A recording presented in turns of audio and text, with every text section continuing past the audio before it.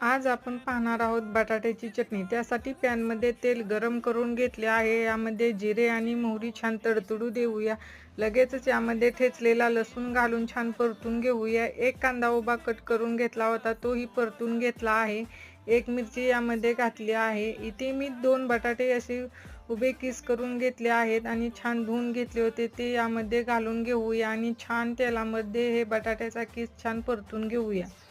आता आपण यामध्ये हळदी पावडर, धने पावडर आणि लाल मिरची पावडर घालून छान मिक्स करून घेऊया. हे पहा मस्त कलर आला आहे. वरून शेंगदाण्याचे असे मोठे मोठे कूट करून घेतले होते, तेही घालून घेऊया. तर अर्धा लिंबाचा रस घालून घेते. याऐवजी तुम्ही इथे आमचूर पावडरही वापरू शकता. चवीपुरते मीठ घालूया आणि छान मिक्स करून घेऊया. झाकण ठेवून 2 मिनिटं वाफ देऊन घेऊया. हे पहा मस्त वाफ निघली आहे आणि एकदम मोकळी अशी चटणी तयार आहे.